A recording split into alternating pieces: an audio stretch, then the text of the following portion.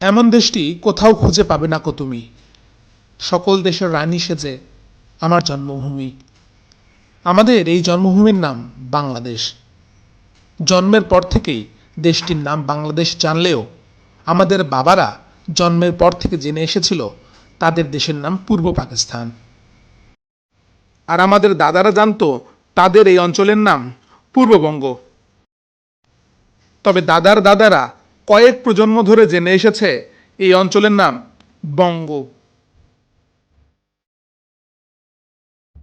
ইংরেজরা এই সোনার বাংলা দখল করে নেয় 1757 সালে। তারপর থেকে এই অঞ্চলটির নাম উচ্চারণ হতে থাকে বেঙ্গল বলে। তবে ইংরেজদের বেঙ্গল শুধু আজকের বাংলাদেশ নয়, এটি ছিল আরও বৃহৎ। বাংলাদেশ, ভারতের পশ্চিমবঙ্গ ও আসাম মিলে ছিল এই ব্রিটিশ বেঙ্গল। কিন্তু ইংরেজরা আসার আগে আরও কয়েকশো বছর ধরে আমাদের এই জন্মভূমির নাম কিভাবে বদল হলো চলুন জেনে আসি। তবে আপনি যদি আমাদের চ্যানেলে নতুন হয়ে থাকেন তাহলে প্লিজ সাবস্ক্রাইব করুন এবং বেল আইকনে টিপ দিয়ে রাখুন।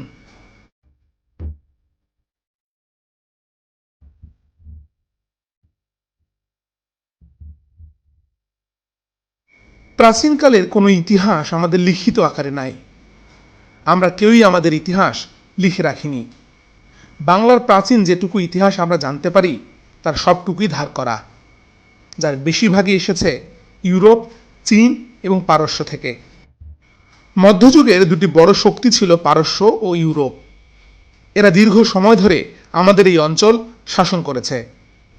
বলা যায় প্রায় 1000 বছর ধরে চলেছে তাদের শাসন এবং শোষণ। একমাত্র চীন আমাদের শাসন না করলেও নানা কারণে আমাদের কিছু ইতিহাস লিখিত আকারে পাওয়া যায় তাদের কাছে। সেই সকল ইতিহাস ঘেঁটে দেখা যায় প্রাচীনকালে এই অঞ্চলটি মূলত কয়েকটি আলাদা আলাদা নামে পরিচিত ছিল, যার কয়েকটি মিলে কখনো কখনো একটি শক্তিশালী দেশ হয়েছে, আবার সময়ে সময়ে সেটি ভেঙে আলাদাও হয়েছে। তবে কতদিন থেকে এই অঞ্চলে মানুষ বসবাস করে? এই অঞ্চলে মানুষ বসবাসের সবচেয়ে প্রাচীন যে তথ্যটি পাওয়া যায় তা 20,000 বছর আগের। প্রস্তর যুগের ধ্বংসাবশেষও পাওয়া গেছে বাংলার এই অঞ্চলে। তার মানে এই অঞ্চলে মানুষের বসবাস 20,000 বছর অথবা তারও কিছুদিন আগে। মহাভারতে এই বঙ্গের নামও উল্লেখ আছে। ভীমের বিশ্বজয় আটকে দিয়েছিল দুজন রাজা, তারা হলেন চিত্রসেন ও সমুদ্রসেন। দুজনে ছিলেন বঙ্গের অতি পরাক্রমশালী রাজা। আর এই মহাভারতের রচনাকাল ধরা হয় 3000 খ্রিস্টপূর্বাব্দে। তার মানে আজ থেকে 5000 বছর আগে আমাদের এই বাংলা অঞ্চলের নাম পাওয়া যাচ্ছে। এই অঞ্চলের নাম বঙ্গ হিসেবে পাওয়া যায় প্রাচীন গ্রন্থ অথর্ববেদেও, সেটা 1200 খ্রিস্টপূর্বাব্দে। সেখানে অঙ্গ, বঙ্গ ও মগধ নামে 3টি শক্তিশালী রাজ্যের কথা উল্লেখ আছে। গৌতম বুদ্ধের জন্ম হয়েছিল 563 খ্রিস্টপূর্বাব্দে, আর তখন এই অঞ্চলটি পুরোটাই মগধ রাজ্যের দখলে ছিল। ধারণা করা যায় বঙ্গ তখন মগধ রাজ্যের অন্তর্ভুক্ত ছিল। আলেকজান্ডার ভারত আক্রমণ করেছিল 327 খ্রিস্টপূর্বাব্দে। তখন এই অঞ্চলে গঙ্গারিডাই নামে একটি শক্তিশালী রাজ্যের কথা জানা যায়। গ্রিক ও ল্যাটিন ভাষায় লিখিত ইতিহাস অনুযায়ী এই গঙ্গারিডাই আসলে প্রাচীন বঙ্গদেশ বলেই ধারণা করা হয়। আজকের বাংলাদেশটির প্রাচীনকালে মূলত বঙ্গ, গৌড়, হরিকেল, বরেন্দ্র, পুন্ড্র, সমতট এই 6টি ভাগে ভাগ ছিল। বঙ্গের বরিশাল অংশটি পরবর্তীতে চন্দ্রদ্বীপ নাম ধারণ করে। আজকের বগুড়া ছিল পুন্ড্র নামে, কুমিল্লা নোয়াখালী ছিল সমতট নামে, গৌড় ছিল চাঁপাইনবাবগঞ্জের পূর্ব নাম। এছাড়া সিলেট চট্টগ্রামের আদি নাম ছিল হরিকেল। আর ঢাকা মানিকগঞ্জ বরিশালের আশেপাশের অঞ্চল পরিচিত ছিল বঙ্গ নামে। ইখতিয়ার উদ্দিন মোহাম্মদ বখতিয়ার খলজি বাংলাদেশের উত্তর দিকের একটি অংশ দখল করেছিলেন, আর সে সময়টা ছিল 1204 সাল। এর মধ্যে দিয়ে বাংলা অঞ্চলে শুরু হয় মুসলমানদের শাসন। বখতিয়ার খলজি যখন বাংলা আক্রমণ করেন তখন এই অঞ্চলটির নাম ছিল বঙ্গ। বাংলা নামে তখন একক কোনো দেশ ছিল না। ঐতিহাসিক মিনহাজে সিরাজ তার মুসলমানদের বাংলা বিজয়ের ইতিহাসে বরেন্দ্র, রাঢ় ও বঙ্গ নামের ভিন্ন ভিন্ন এলাকা জয়ের কথা বলেছিলেন। সেখানে বাংলা নামে কোনো রাজ্য ছিল না।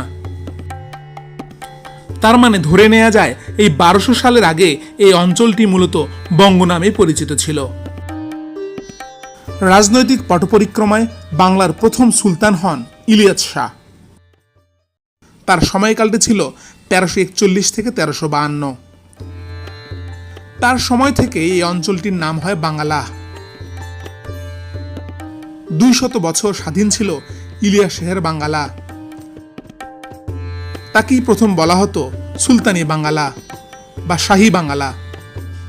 আবার কেউ কেউ তাকে বলতেন বাঙ্গালার সুলতান। মুঘলরা যখন এই অঞ্চলটিতে আসে সেটা 1526 থেকে 1857 সাল।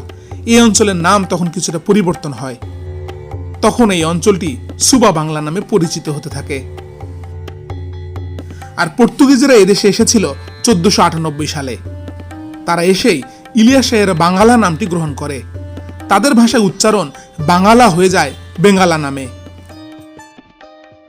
পরে পর্তুগিজের উচ্চারণ বেঙ্গালা থেকেই ইংরেজরা উচ্চারণ করতে থাকে বেঙ্গল বলে।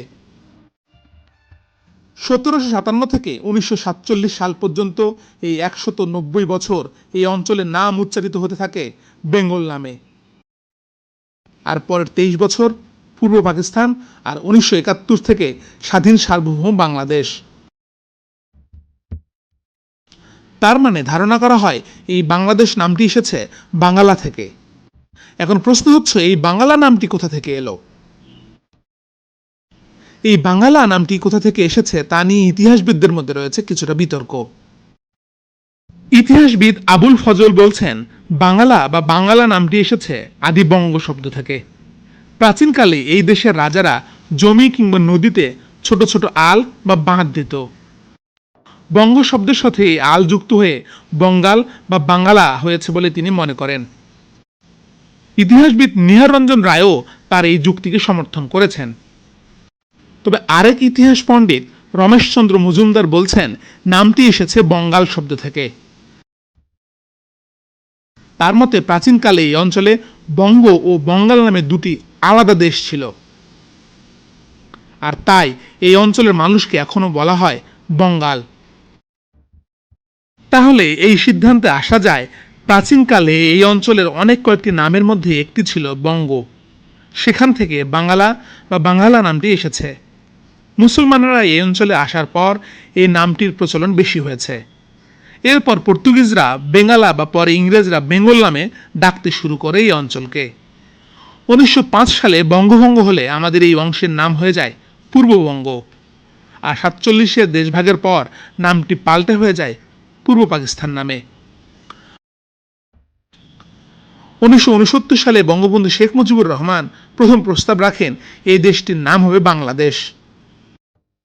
এরপর সাধারণ মানুষের কাছে তাদের প্রাণের জন্মভূমির নাম হয়ে ওঠে বাংলাদেশ। 1971 সালে এক রক্তক্ষয়ী যুদ্ধের মধ্যে দিয়ে পৃথিবীর মানচিত্রে জন্ম নেয় একটি নতুন দেশ, যার নাম বাংলাদেশ।